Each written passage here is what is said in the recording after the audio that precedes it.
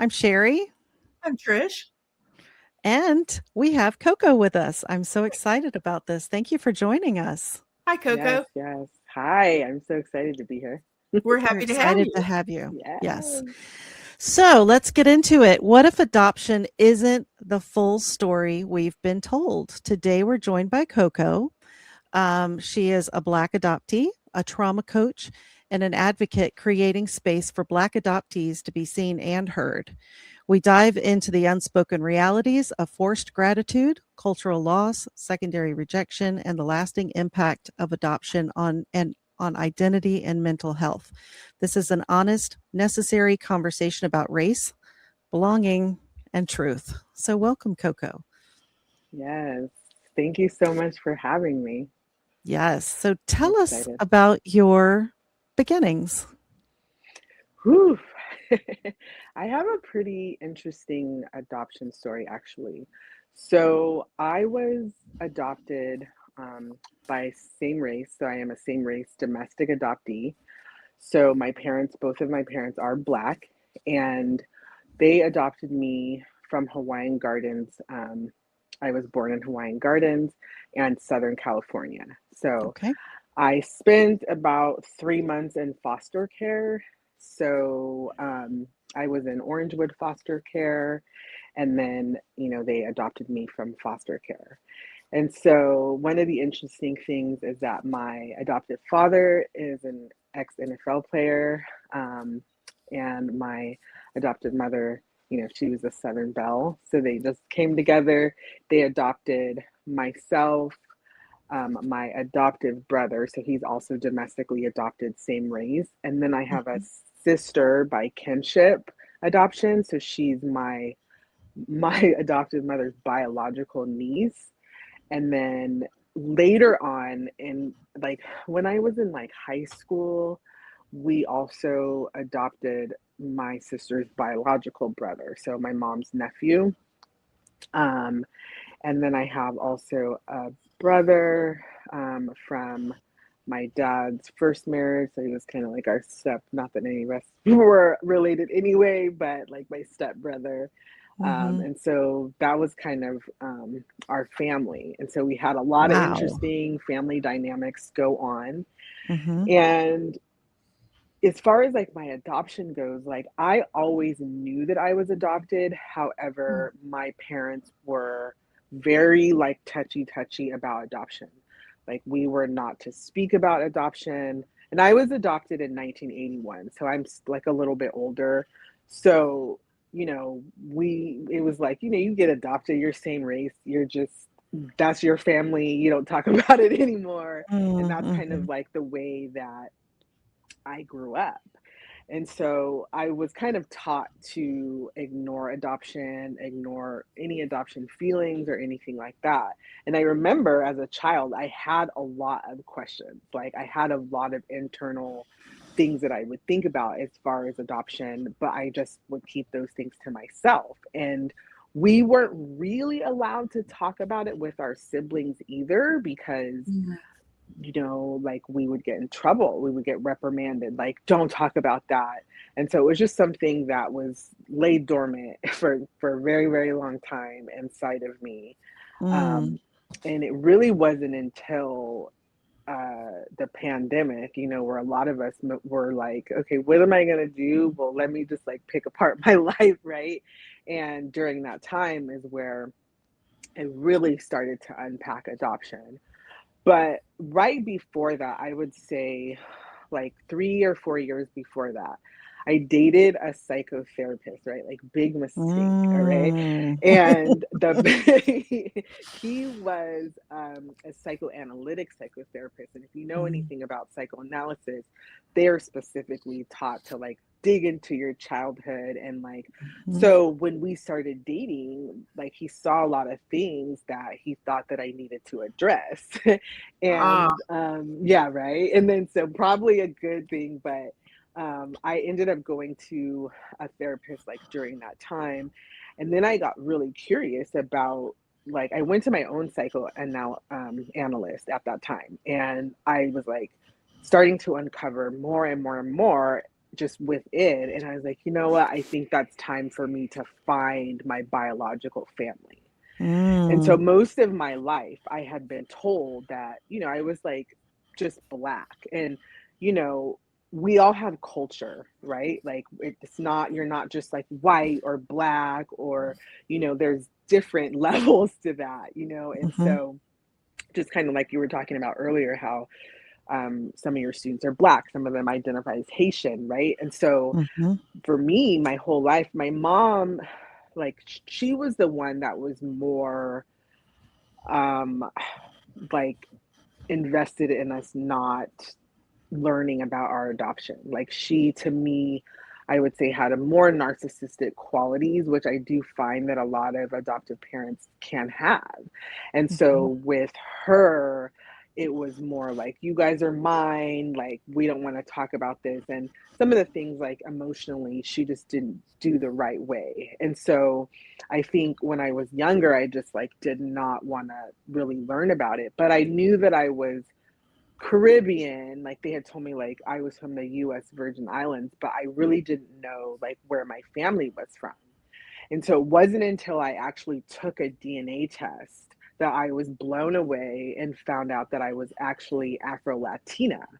And that was like so mind blowing to me because like I had lived my life as like a Black woman or like a Black girl, and like my parents, they were from the deep South. So they were very foundational Black Americans. And that's a very different experience than people who are Caribbean, Afro-Latin, Spanish, like things like that. And so I remember just like finding out, like seeing my DNA results and seeing like Belize on there and seeing like all of these different family members that I had that were from like Nicaragua, Jamaica, Belize.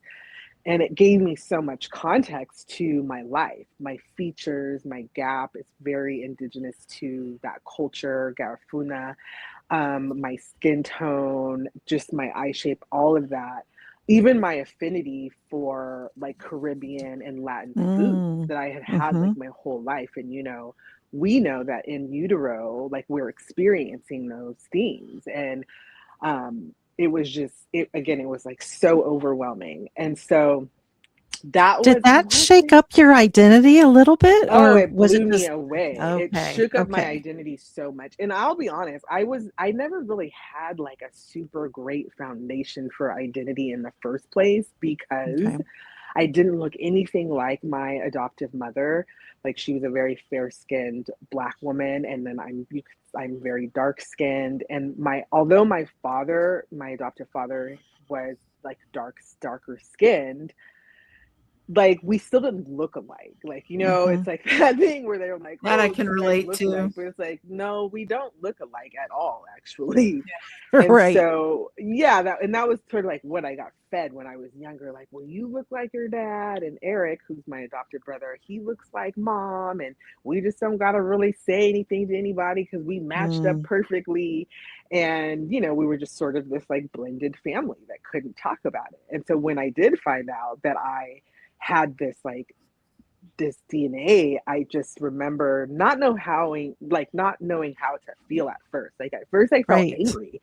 I felt robbed, in fact, because like Caribbean culture is so rich, and not that African American culture isn't, it's just different. And so in so many ways, like I felt robbed and I felt angry that I never had access to, that part of myself. And you didn't even have access to talking about a foundational no, part of yourself. There was no.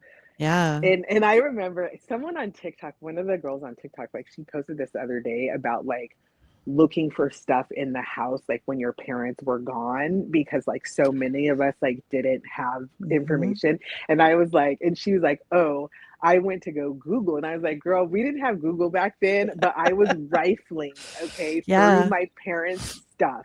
When I was a teenager, when I was in high school, I remember tearing up their rooms when they would leave just to find anything. And I found my non-identifying, it was my non-identifying letter and like just like paperwork from like Orangewood, the orphanage, Mhm. like just saying like, you know, how I was as a baby, things that I struggled with. And even seeing that was just, whew, Mhm. I was Missing blown piece. away. Yes. And so Did it talk about your biological parents at all? it did. So in that letter, and as you all probably know, is that they don't always put things in the non-identifying letter that are true. Like I feel Oh, like in yes. fact, okay, but I didn't really know that. In fact, they put Right. things in that letter, I feel like to kind of knock you off your tracks. Like, Yes. excuse me, Oh, it some did for me. information, yeah, Yes. like some information will be like quasi true, but like other information is like completely false.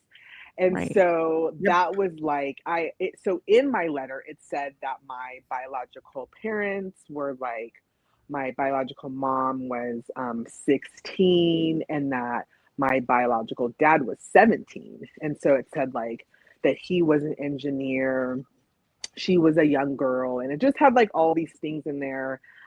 It just it's wild to even think about it now, because again, and it said same thing like U.S. Virgin Islands and all these things that seems like weren't true. And Mhm. so I was like, so then fast forward, when I took my DNA test, I was like, wait, like none of this stuff is really true. So when I took my DNA test, it was on the heels of me already using a private investigator. So, Oh, and Okay. this private investigator, he is actually on TikTok. His name, or he has a podcast called Finding Family DNA, I think it's called. And his okay. name is Jay. And Okay. Jay is, he's like an old school PI. And the way that I found him was on a TV show. Like there was the Basketball Wives, and Evelyn Lozado, which is one of the Basketball Wives, she used him, and his company is called Birth Parent Finder, and she used him to find her family. So I saw that one day, I was like, boom, I'm gonna call him. Called him up, and he was super cool, super nice dude. And he actually like was like, I'll take on your case for like a nominal fee, because I couldn't really afford a PI. Like, so Mhm. he did Right. it like super cheap. And this was like a long time ago. Like now he's way more expensive. So just shout out if Right. anybody's listening. So, but he was able to find my last name. Like, and I had never heard my last name before, and he has access to something called a birth parent index. And the birth parent index, for people who aren't aware, is like basically a list of all the babies that are born in the certain hospitals, like, you know, whatever hospital you're born, all the babies, they list all their names and stuff like that, and they put it somewhere. Wow. I never Okay. knew this Writing that either. down. Yes. So it's called the birth parent index. And if you're Okay. born like in the United States, then you most likely could find your name if you have like I knew how, you know, I know how old I am and things like that. So it was Mhm. easy for Mhm. him to go in there and say, okay, here's a black child girl that was born at this, you know, this day, you know, whatever, whatever. So then he found my last name.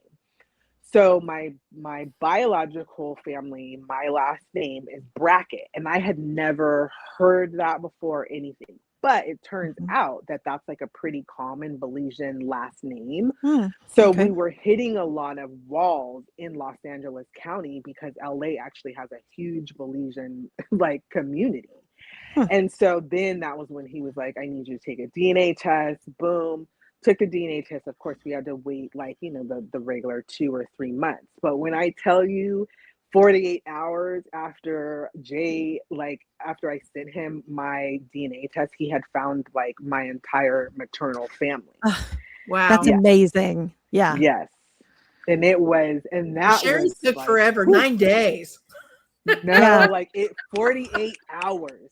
He had Wow. Wow. already narrowed it down. And here's the crazy part about it is like, so of course, when I got my DNA results, I start Googling like crazy, right?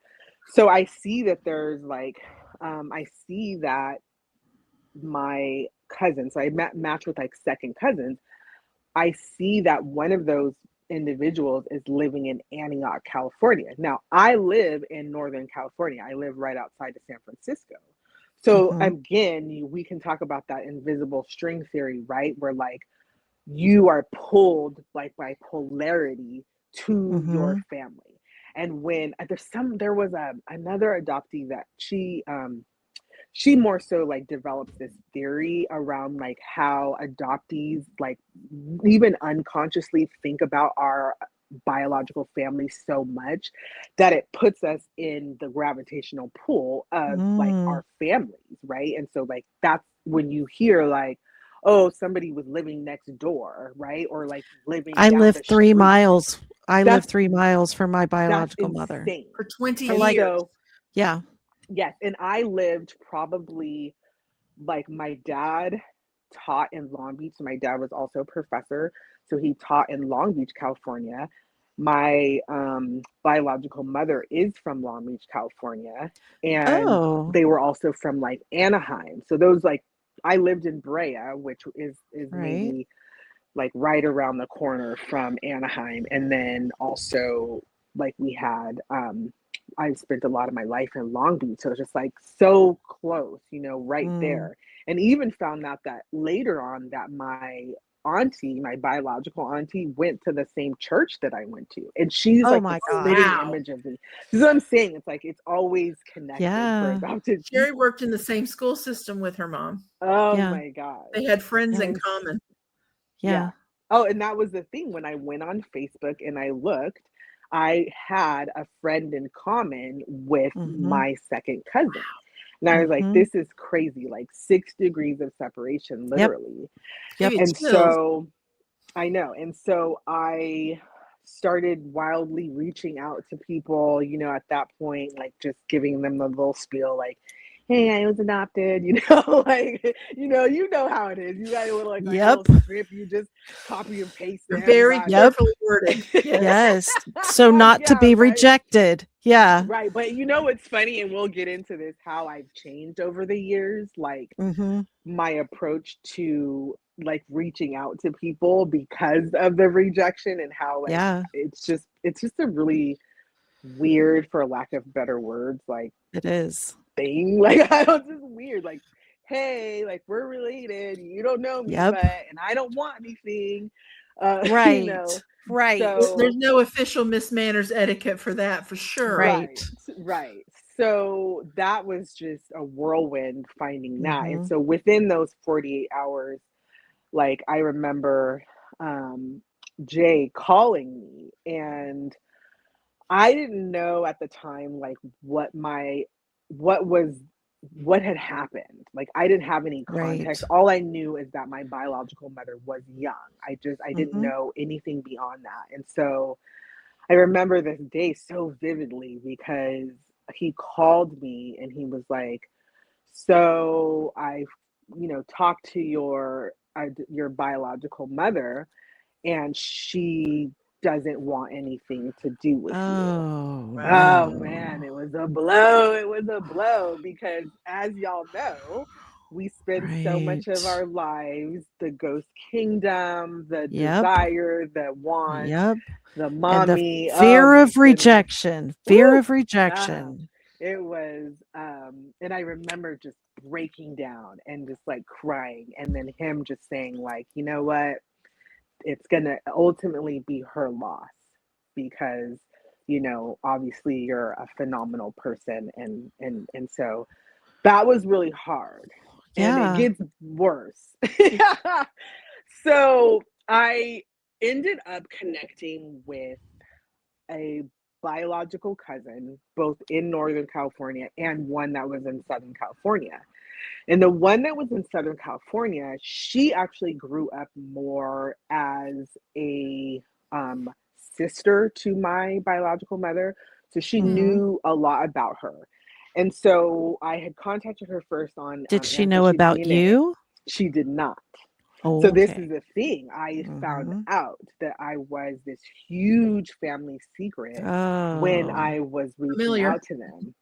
Mhm. And like the story is just so because like so apparently this is what I was told first. So because it keeps getting worse and worse and worse.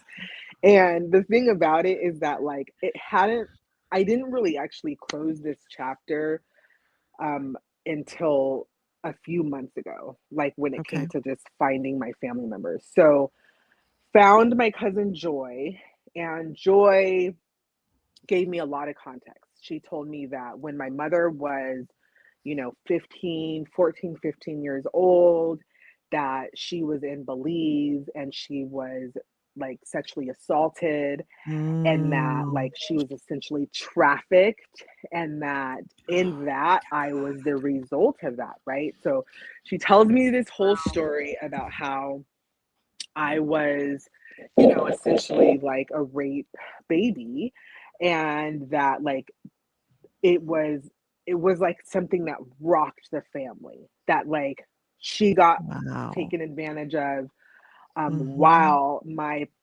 maternal grandmother was here in the States, like trying to like get their life started, right? And that happens a Mhm. lot, right? So it's like you have Yes. these immigrant Yep. families. You got one Mhm. comes over to establish life, and then the Mhm. rest of the kids and Sends whatnot have back to for the stick. family. Yeah. Yeah.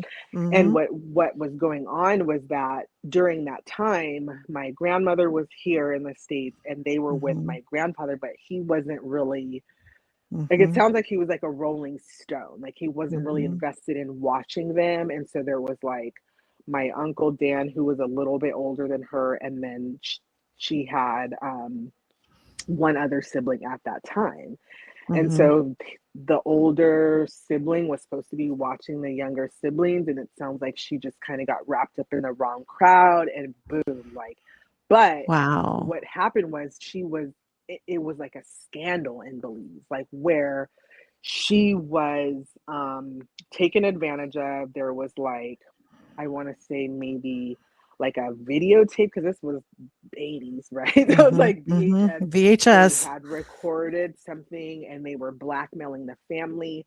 And this was a scandal in Belize. And Belize is not that big, right? So, especially like Mhm. Belize City, where Right. my family is from, yes, like very small. So, this like Yeah. spread like wildfire over the whole like Belize City. And then she came back to Mm. the United States to have me. So that was Okay. what I had been told, like the story, Mhm. Mhm. and that she had had a really hard life. Like from what I can ascertain, and they're very close knit family, like so they wouldn't really give me a lot of information. They were like, I got the sense maybe she was like had some mental health issues, like maybe drug abuse, something like that, because she was just she'd never had kids, like they'd known her to really not date, like apparently. So then when I was telling my cousin this, she was like, all of this makes sense, right? Like I always knew there was something that went on, but I never knew exactly what it was. Mhm. So boom, she didn't want to have anything to do with me. My mother, I had a hard time connecting with my biological uncle, her brother, because he had so much guilt from what had happened, that Oh he man. himself was like recovering from alcoholism. Like they were a mess, right? So it's that thing where like it Yeah. is Pandora's box, because I went to Right. go look years ago when I was like 20. And I remember when I sent off to get the information, the social worker was like, hey, can I just tell you that sometimes it's Pandora's box, and Mhm. sometimes you just don't know what you're going to get, right? And Right. so that was enough to scare me for like 10 years, until I Yeah. went looking again. And, after that, I just needed a moment after I had found out Mhm. all that information. And they didn't know who my biological father was. They didn't know who Right. he was. Right. And so, and the hits on Ancestry were really weak, right? They were like fourth Mhm. cousins, stuff like that. And so Mhm. I Yeah. didn't know, and I put that down for a while. I put it down for a good while, Well, you and it had to wasn't. because you were I holding did. something too heavy to pick anything else I up. had to. I had to. It was Yeah. so overwhelming to me. Like, Well, I have to mm, say that's in our top things of fears that you would find, and yeah, that's what you found. it is, and it Yeah. was really overwhelming. Yeah. And on top of that, my cousin like, because she was so close knit with the family, like she felt really conflicted. And so instead of allowing me to come with the information, she took it upon herself. And that just kind of ruined everything. I think that really ruined everything, because they just were like, we don't want anything to do with this. We don't even care what happened 35 years ago. They're just like, nope. And so it was a wall. And I just had to let it go. I had to let it go. And it really wasn't until my adoptive father passed away, it'll be 2 years in July, that what spawned me to look for my biological father. Because the more that I worked in the adoptee community, the more that I heard stories about, like, maybe that may not have been the story, right? And the story morphed so many times. And so I had just been hearing that over and over again. And I was like, you know what? Something is pulling me to revisit this. And it was literally 2 days after I had got back from my father's funeral that I looked on an email, and I had an email from my search angel. And people who don't know what a search angel is, that's someone who like works on your behalf to help you find your biological family members. And she was like doing it for free. She worked for CASA in Orange County. So she was like, hey, I have access to this stuff. Like, I can help you. And so she actually also had access to the birth parent index and was able to look up some information. So she emails me and she was like, hey, have you seen these matches lately? And I hadn't looked on there in a while. And, you know, like, you get them in your email and it's like, you never know. Like it's just a weird thing. Like, I don't know how to explain that any better. Like, you're just going along with life and then like, boom, some other match comes up. And sure enough, I had a hit for a half sister on my paternal side. And I was blown because, mind you, this had been probably, I started searching when I was like 32, I would say. I turned 45 next week. So this had been like a long stretch of where I really hadn't had a lot of, you know, cold, you know, it was dead. I wasn't able to find any information. And then boom, a half sister pops up. So she was that's like, a close match. That's close. For those of you who haven't done it, that's the jackpot. Unreal. Yes. Yeah. So I was like, oh my God. And so she was like, well, this is her dad. There's a possibility that this individual is your father as well. And as soon as I clicked on his picture, like, she sent me their Facebook profiles, I was like, that's my father. Like, I could see myself in him, you know, just like my mother, when I saw pictures of her, I was like, we look like twins. Like, it's crazy. And isn't that the wildest feeling? Oh, it's the wildest feeling, because up until that point, my only living known relative was my child. Right. And also my child is biracial. So sometimes I have a little bit of difficulty seeing myself in my child. And that just could be also like adoptee stuff, because I'm not used to seeing people who look like me. So I don't really have that indicator that goes off. And so, you know, just had my son. And so, like, when I saw these pictures and everything, I was like, I couldn't even believe it. Like, we all look also so much alike. And so when I found my biological family, my biological father, because it was right after I had lost my father, I was like, I just wasn't in the mood. I was so drained at that point, like, because it's not emotionally ready. Yeah, and that was also, I mean, I don't know if we'll have time, but I'm also estranged from most of my adoptive family. So that situation was relatively fraught already. So it was so draining for me to have to go down there and to like bury my dad and just have to deal with that piece. Right. Losing an adoptive parent is like a different type of, that in itself feels like a whole other topic, like losing an adoptive parent. So I I'd just love didn't to have hear the your thoughts energy. on that sometime. I really would. Okay, But definitely. keep going. And Yeah. so I just wasn't in the space. But I Right. did reach out to her, and what I said earlier was I changed, right? Because I used to go in hot.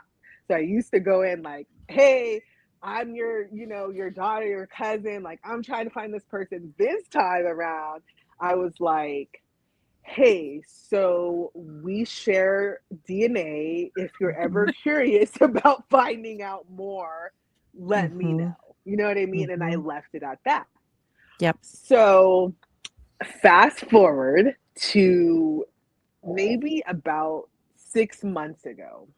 I'd say about 6 months, 6, 7 months Oh, this is ago. fresh. It's very Yeah. fresh. And it actually Wow. still even, there's still unfinished business. Mhm. Mhm. So about 6, 7 months ago, I'm sitting here, I'm talking to another adoptee. So I have tons of adoptee friends. I was talking to one of my adoptee friends, and they're telling me how they don't have any information, right? So they don't Right. know, like they were internationally adopted. And we all know that most likely, and many times those records and things are just gone and they're not Yeah. able to find family members. So we were just having a conversation about that. And that just really like sparked me to say, you know what? I'm going to revisit this like one more time. So Yep. boom, I reached back out to her, and but I was more direct this time. I said, hey, Mhm. my father is your father, and I would like to talk about that.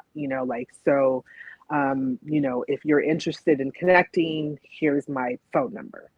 So Mhm. literally like 20, 30 minutes later, she texts me and she's like, so what leads you to believe this? And I was like, well, like DNA, and she was like, but I had some, like I said, I had this whole story that I said, well, from my Right. understanding, my father like was, from Belize City and maybe still in Belize and this and that. And I just was telling her the details that I knew without the bad part.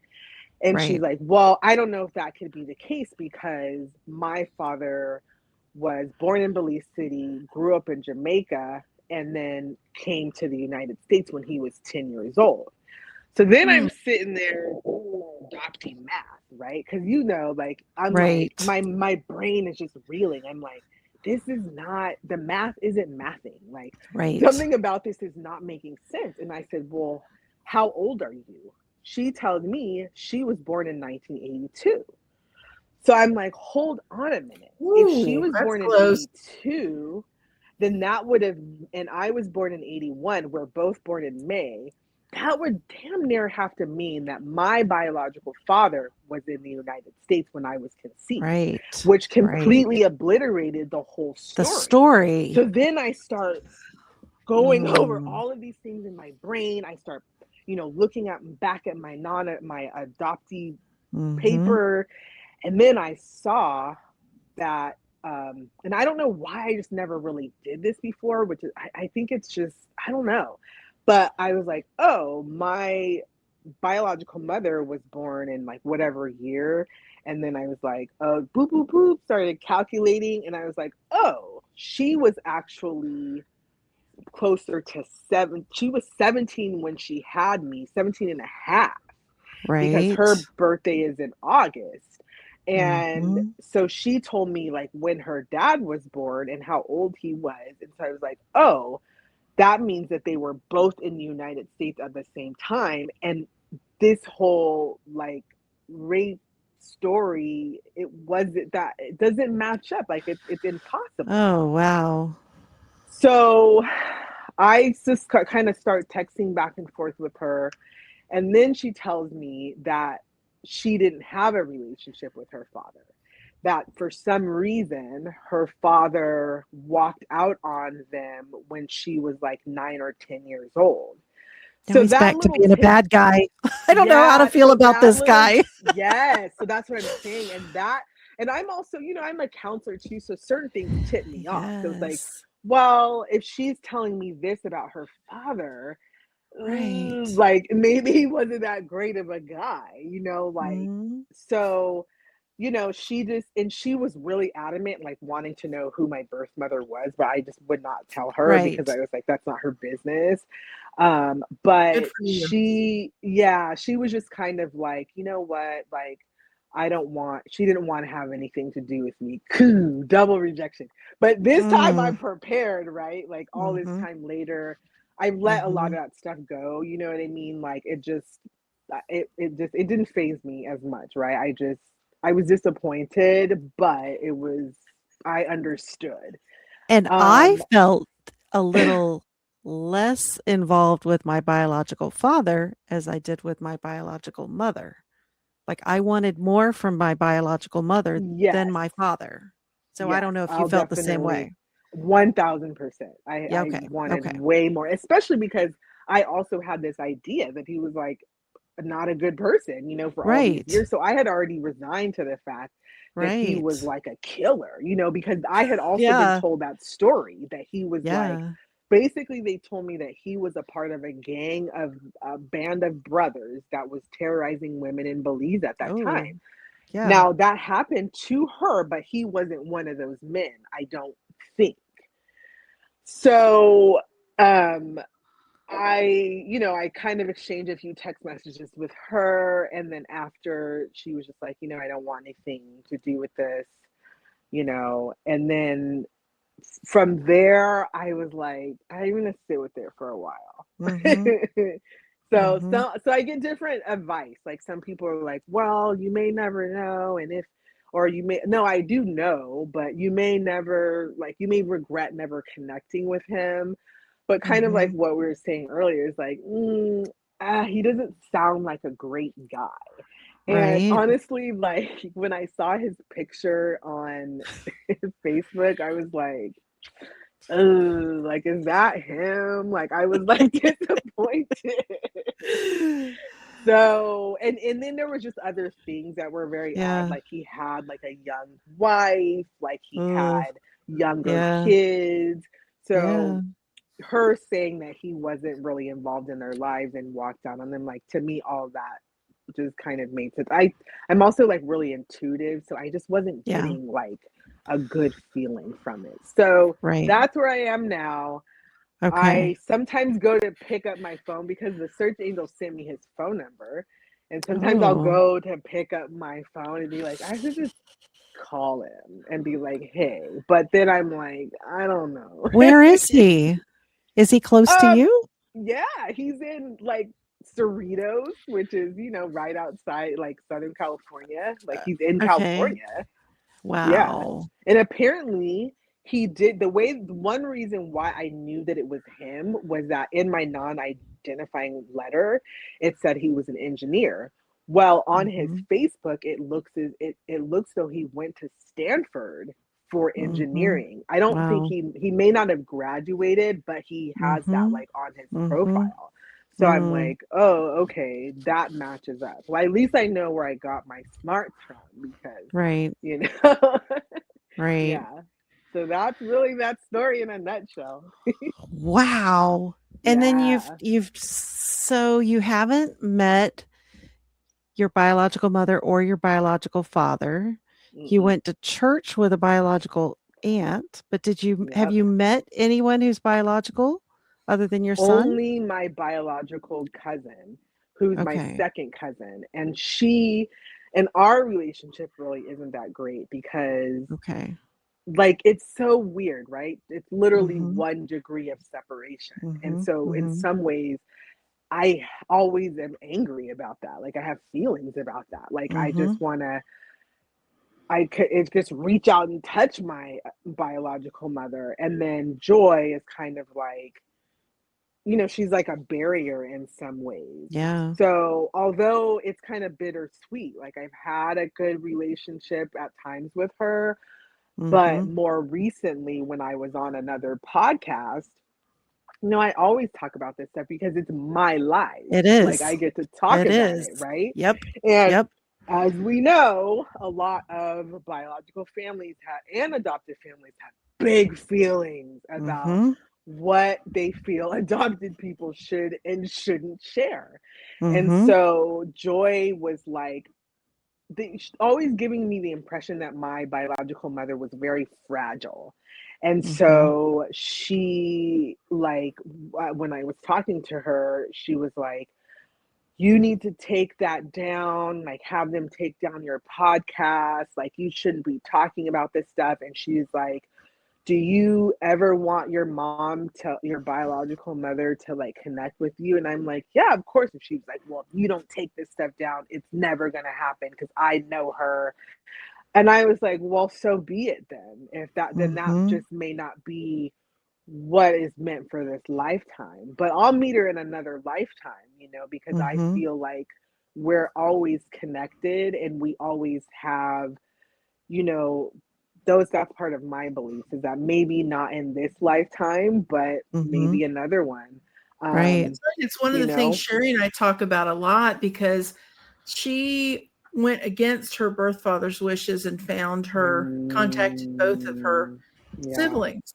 And one from that side is, well, Sherri can tell you the story, but one from that side there, they have a best friends relationship. I mean, it turned out yeah, beautifully. And yeah, Well, so I my agree.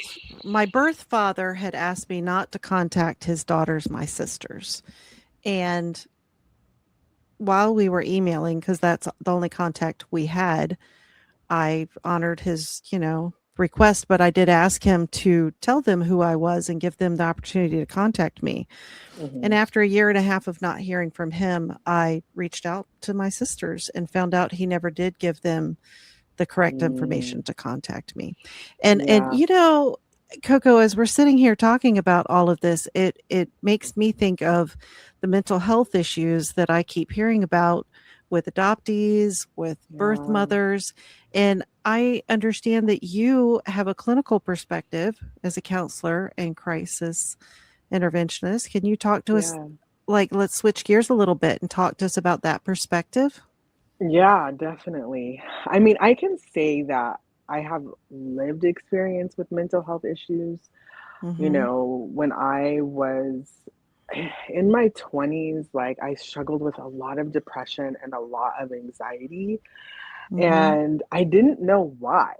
Like because I had kind of been like fed this idea that I had a good life. And I mean, on Mm-hmm. paper, I did, but there was so much that I hadn't processed that I Mm-hmm. realized how integral that was going to be to me, just even thriving. Because in a lot of ways, Mhm, before I started to come out of the fog, like I was thriving, but I wasn't. mhm, And so I really took a deep dive into my own mental health. And I had always worked in mental health. Like I got my start working in group homes, and which I think is kind of interesting how like I've just gravitated towards that type of work.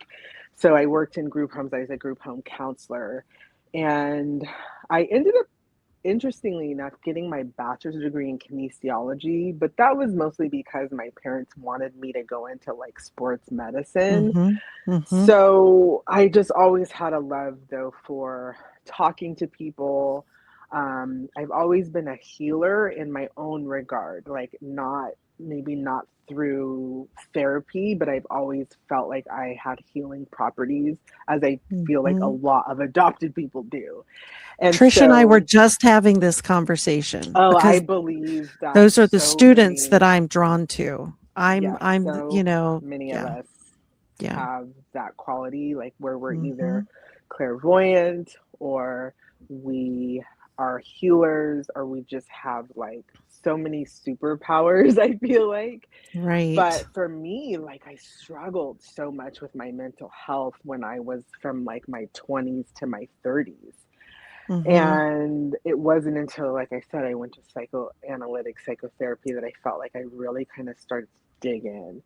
mhm, And when it was the pandemic, I feel like with adopted people, I know a lot of adopted people, and I find that you either have two types, right? Like those of us who are like way overachieving, or those of us who really have difficulty like thriving, or like kind of like late bloomers, right?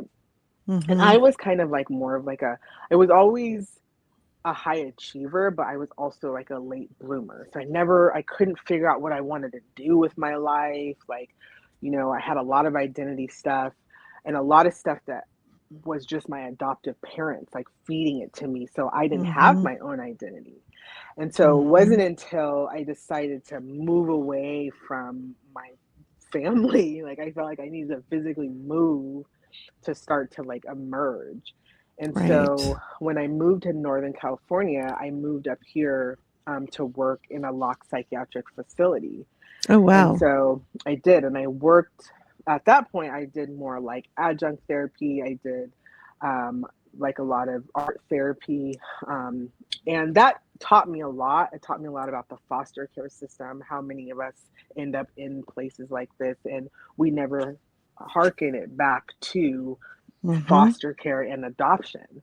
And so the more that I started diving in, it wasn't until like the pandemic where I really started to like gain a following. And then I was connecting with so many adopted people. And then I was like, wait, like there's no adoptee therapist. Like there's not enough people who are competent in adoption treating adopted people. We Absolutely were agree. just talking about this. Hello. Yes.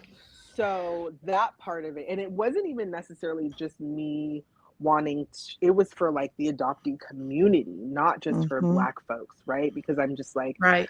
there's something about being a Black adoptee, but there's also a common thread that like that with Right. all adoptees, and it doesn't matter what There race is. you are, what culture you're from. Right. I could stand this all together, and we would have the same issues, Yes. And so I was like, you know what? I'm going to go back to school. But the problem is that when I left San Jose State in 2005, I didn't graduate. And I was having a lot of mental health issues at that time. And I walked the stage, but I never graduated. And it was something that I felt like I always had to finish, like my undergraduate degree, because like I had a child, I had then since had my child, and I was like, how am I going to be able to tell my child about finishing things if I never finished like one of the most important things I felt like in life? And I did a lot of hard work to get to that point. So during the pandemic, I finished my bachelor's degree, and then I went right into my master's degree. Yeah. And I recently finished that in August. Okay. And so, Wow. Good for you. Yeah. But all the while, I've been working for the San Francisco Department of Public Health as a crisis interventionist. Oh, I've wow. always done that, where I've worked in Yep. locked psychiatric facilities.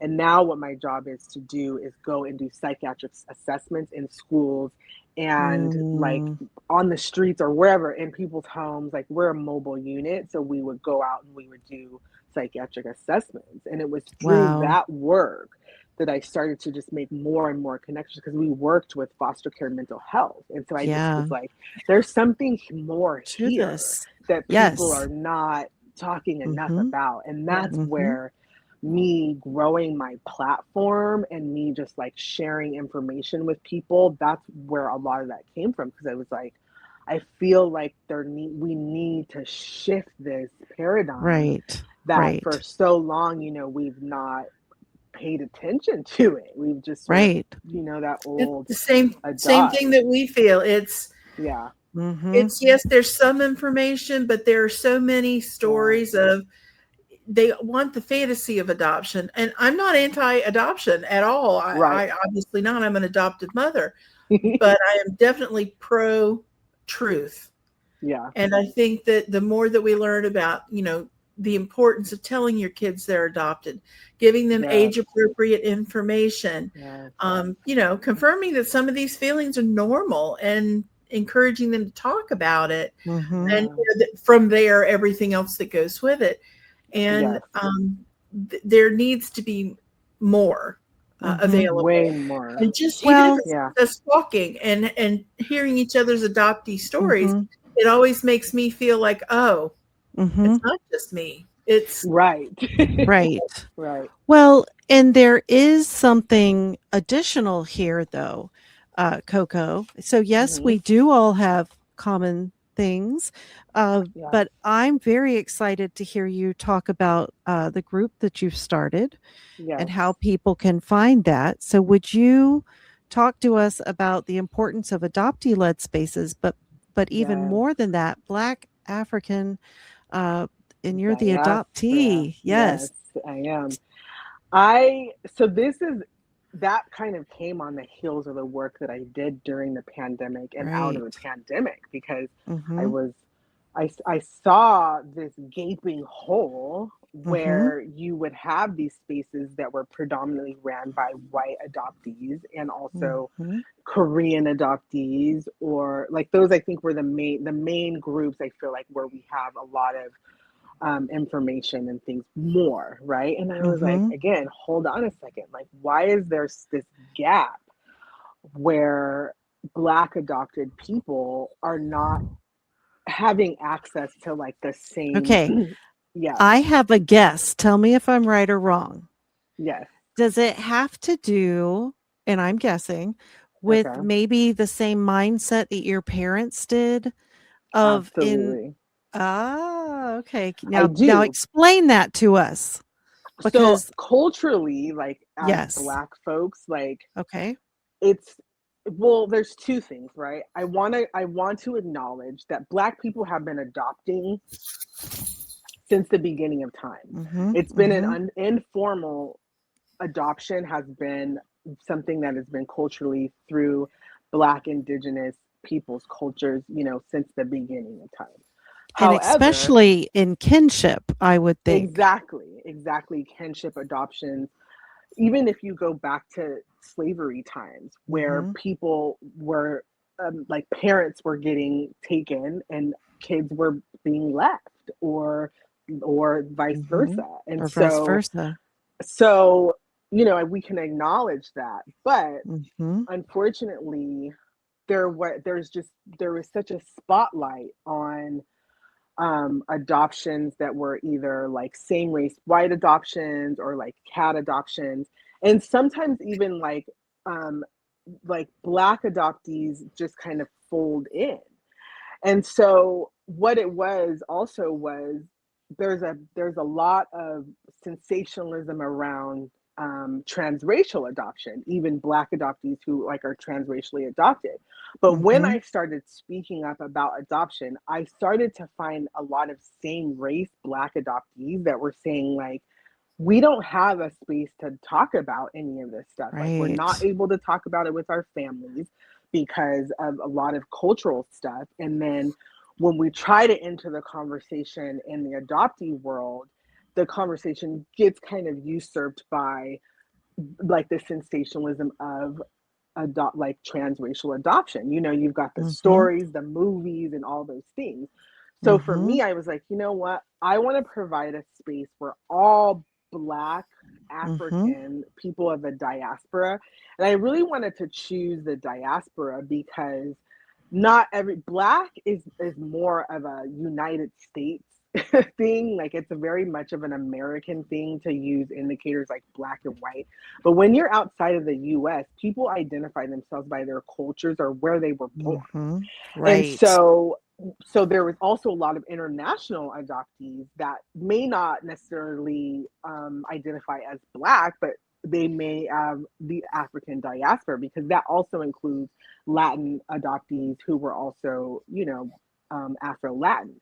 So Mhm. I was like, you know what? I really, really, really want to capture this group of people, and I want to offer a space, a supportive Yes. space for us to have. And just like, we don't have to perform, we can Yep. talk about our issues, and we can feel held by those issues and things like that. And so Mhm. I started the Black Adoptee, or the Black African Diaspora Adoptee Network, BADAN.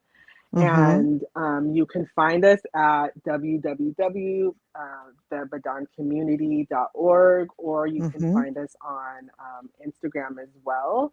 I also separately run an Instagram platform where I share a lot of information just about adoption. I do a lot of adoption, like psychoeducation, where I'm interacting with like parents, adoptees, and things like that, just to get the word out. Just things. I recently had like a viral post where I talked about the biology of adoption.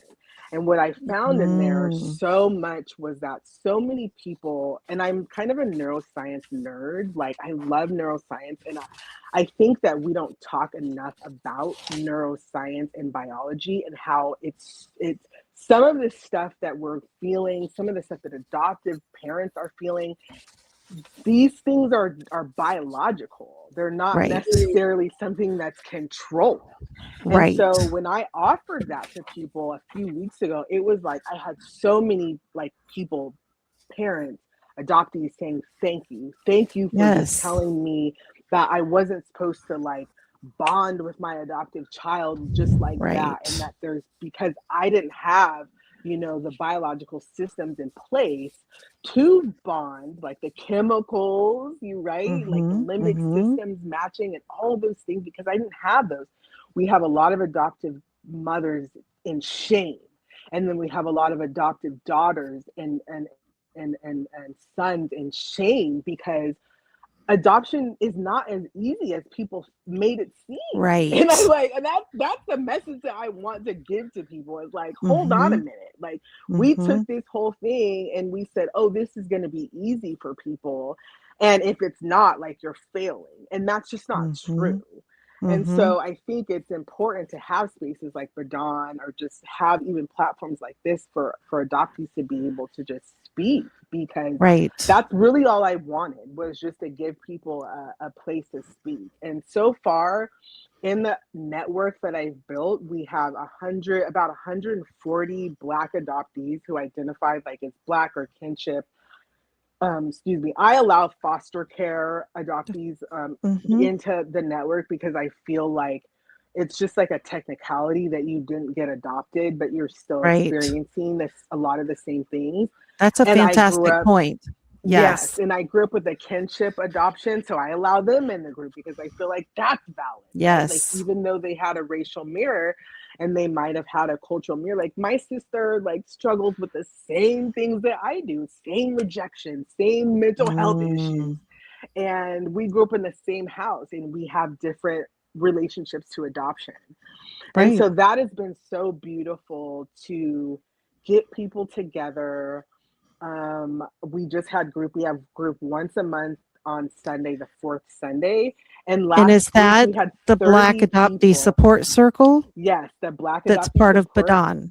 Yes, exactly. Right. We had the Black Adoptee Support Circle, and we had 30 people, and that's kind of like a big group for, online. That's actually a lot of people who want a turn to speak to facilitate everybody's voices. Yes. It is. It gets a little tricky sometimes. And then I also didn't want to separate transracial adoptees from same-race adoptees, because I feel that I kind of was like, when you think about like AA, right? Like everyone who goes to AA is from like a very different walk of life.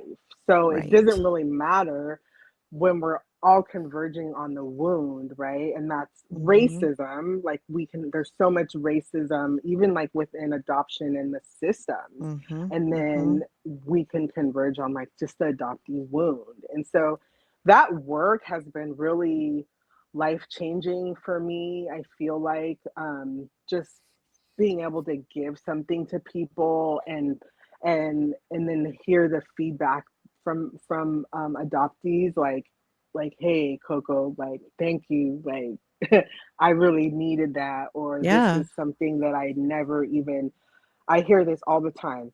When I was young, we couldn't even find anything, or 2-3 years ago, like people couldn't even find anything. So that's a good thing about TikTok, is that you can get your message out there pretty quickly with TikTok. I agree. Well, and one of the things I think too is that we're coming out of a culture where adoption was just cut and dried. There was one story. It's black and white. You're for it. You're against it. It's, your parents want you to look, or okay, they're not. It's like there's this wall that people will put, whatever the excuse is. There's so many barriers, and having to tiptoe around. It never seemed to be like everybody's not the same. Everybody's story's not the same. Everybody's level of comfort isn't the same. Everybody's situation isn't the same. Everybody's outcome isn't the same.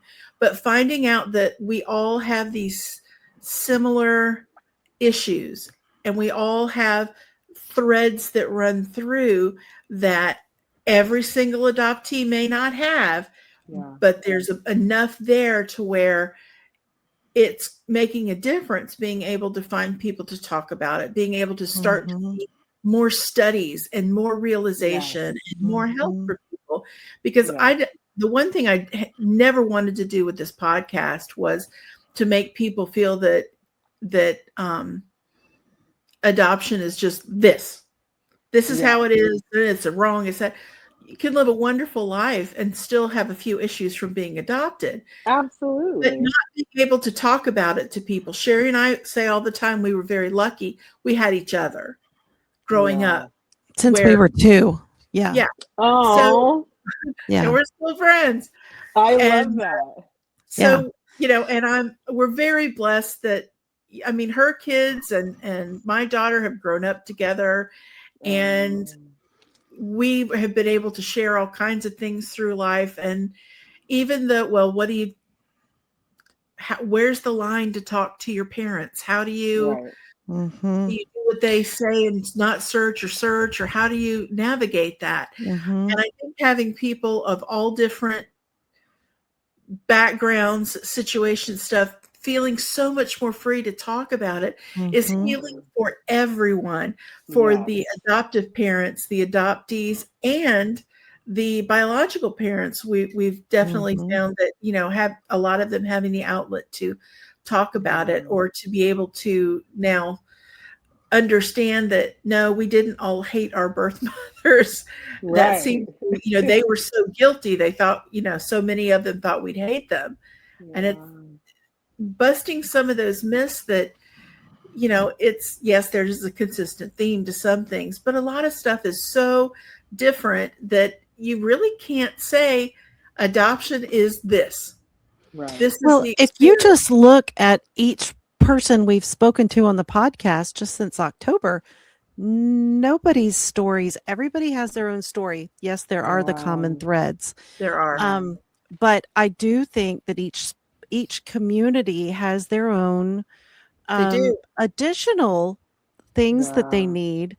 And I think that the fact that you're bringing this to the table for Black American adoptees to talk about it, and everybody that's included in your group, I honestly just wish more people would just speak truth and practice that in their daily lives. It would make life a lot easier for a lot of people. And it's just, whenever I hear people say, I'm always loved when I get first timers come to the group, or when I just connect with people and they're like, I've never even talked about adoption before. Like, wow, I don't even have anyone to talk about this with.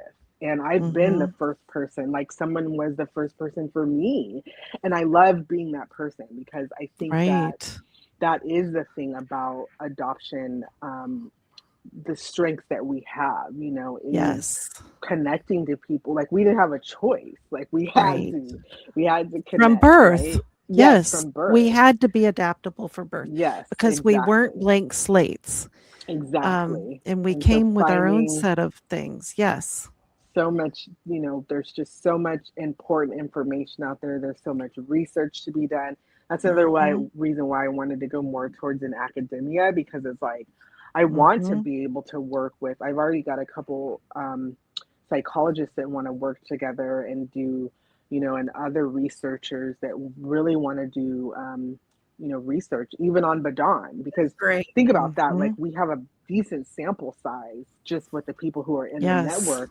We don't have these kind of, like, the adoption research is just, it's not where it should be. I'm doing research like all the time. Yeah. And I'm always like, dang, I still can't find certain things that you should be able to correlate at this point in time, with adoption having been around for all these years.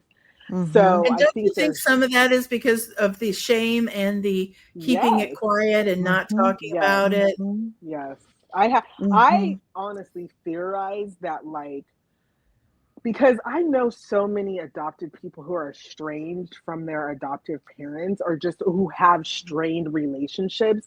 And a lot of it comes from, I think, even on the other side of that, like where adoptive parents aren't allowed to even say that this is hard, because without them being able, like, being looked at Right. like they're bad, Yep. right? And so Yeah. I just know from my own experience, like I remember thinking to myself, like, does my dad, like, does he like me? Does my mom like me? Like, why Mm, does this feel so hard? You know what I mean? Like, why yeah. don't I feel connected to Hmm. these people? And then when I started to, I'll tell you guys, last year I went to the BIPOC Adoptees Conference, Mm. and that was a beautiful space. And I was doing great the whole conference because it was a lot. There's just like adoption everywhere.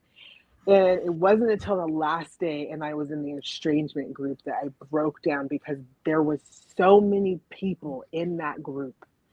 That Mm, group was filled wall to wall, and it was heartbreaking. It was absolutely heartbreaking. And to just think about, like, how many people struggle, with the relationships with their adoptive families, and their that's a group that biological needs to be families. that group needs to be studied. Oh, Yes. it was actually really surprising to me. Like, I don't think I was Yeah. prepared for that, because I thought I was the Right. only one. Like, I was like, oh, Right. I'm the And person who feels disconnected. And then I'm in this group and everybody's crying, and I'm just like, oh my gosh. Mm, Yeah, it hmm. was a lot. It Wow. was a lot. Yeah. And I think one of the things, like we had so much more information about adoption when we adopted, because we were able to build on the research of the books and, Hmm. things like that. And I definitely think that improved, I can't say our outcome because she's still 17, but we have a much better relationship than a lot of adoptive parents and kids, or even a lot of birth kids and birth parents. But Yeah. I think being adopted, having adopted family like Aunt Sherry, and it's made, I think, a difference. I'm more open to talk about it. I have no Yeah. problem answering questions. I have no problem saying, yeah, you're different from Yeah. us in this way. That's okay. I'll foster it. I don't want you to not be who you are. And I Well, realized, and you also, from the time she came home, were teaching her about her culture. And Yeah. she has a making her cousin proud who of it. was adopted from, yes, And yes, you friends, did the and things. yeah, And Yes, that's we were so very, important. it yes. is, and we were very Yeah. Yeah. active in our uh, Chinese adoption group. So Hmm. I tell the story that there was one Chinese New Year we celebrated. My husband walked in, and all of a sudden, my kid was swept up by one of the teenagers when she was little, and I don't think her feet hit the floor for an hour and a half. Hmm.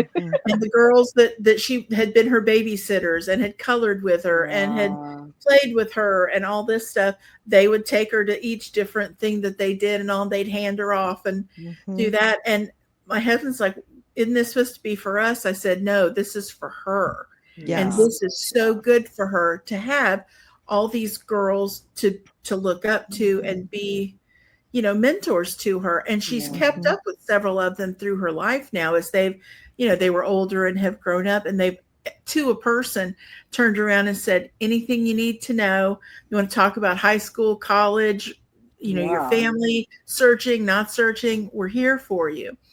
And Yeah. that, I think, has been the best thing. Yeah. And Hmm. hopefully parents will stop now. Safety issues aside, I know there are Hmm. times when you Course. can't, Yeah. go back to your birth family, Right.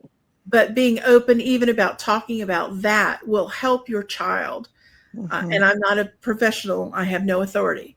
Hmm. Just as an adopted person, it'll help your child so much to be open and able to Yes. discuss those things. Give them your opinion, that's fine, but don't make it that your opinion has to be their opinion. Right. Yeah. Or that it's negative to Right. just even have these curiosities. I mean, sometimes Right. I just Yes. like to tell people like this, it's so natural for people, for Yes. adoptees to be curious about who they are, where they came from. Like, Right. it's not a negative thing. It doesn't mean they're going to like you less or leave the family. And, you know, Right. in the long run, because as human beings, like, we're supposed to process things. We're not supposed Mhm. to hold things in. And this is a reason why Right. adopted people struggle with mental health, struggle Yes. with so many chronic illnesses, and idiopathic illnesses at that, because it's unprocessed Yeah. trauma. Yep. I'll die on that hill, because Yep. I really truly believe that, like you said, if you just go at it open. And adoption, I'm not anti-adoption, you know, either. Like, I understand that there's a place for adoption in this world. There has to be, and unless they Mhm. just dismantle the whole entire system, which they're not going to do that. You know what I Right. mean? So we have to Right. kind of work with what we have. But if we're not willing to expand, if we're not willing to open up, you know, the circle, and to Mhm. invite other, you know, theories of thought and just ways to approach adoption. Like, it used to be, the old ways to be like, treat them like they're your biological child and don't Mhm. do anything else. And it's like, Mhm. well, And and don't in talk some about it. ways that's not, Don't talk about it. yeah, like in some Yeah. ways that may not even be possible, right? So why, Right. we don't necessarily have to look at it that way, because adoption is its own relationship, and it has its own nuances. And so we can't Right. treat it the same as Right. a parent child. And I see that even with my own child. Like, Mhm. it's a different feel. And so, and that's Mhm. okay. We've spent so much time, I think, you know, closing that door and making adoption dark, and, you know, these feelings, and trying to Mhm. just make it, and it has to do with the adoption industry, right? Because if more and more people knew about how difficult it really was to adopt, like on like a cellular level, maybe more Mhm. people wouldn't want to adopt. Right. Maybe, yeah. I don't It could know be if easier it's the for to do time it. that I'm coming to this, you know, to these realizations, even at this late stage of the game as an adoptee, or if it's coming of age kind of in our culture and time right now. But I feel like bringing the adoptees experiences to the table and like giving us a voice in the adoption community, not just the adopted parents, not Yes. just the like it's our time to say, Yeah. listen, guys, this is where we're at. Yes. Like, and this is real. Yeah. This How is can we real. improve? We want to Yes. take We our want to, experiences and make the next generations yes. have it a little bit Yes. easier, which, you know, to me is should be the case in everything. Yeah. Whatever we learn, Well, let's pass and it along. talking, Let's but make it also Yeah. better. talking about some of those alternatives to adoption. And Yeah. if you are adopted, Absolutely. groups like Coco's group. And Yeah. I'm going to make sure that I list everything in the bio, how to find you, where to find you, Yes. your Yes. Yes. website, your names, your social medias.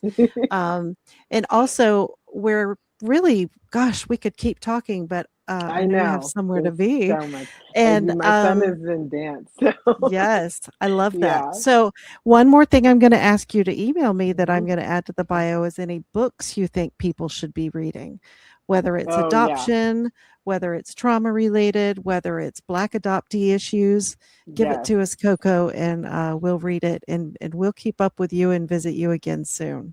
So, Awesome. Thank you so much. yes, this was amazing. Thank you for spending time with us. Thank Absolutely. Thanks. you.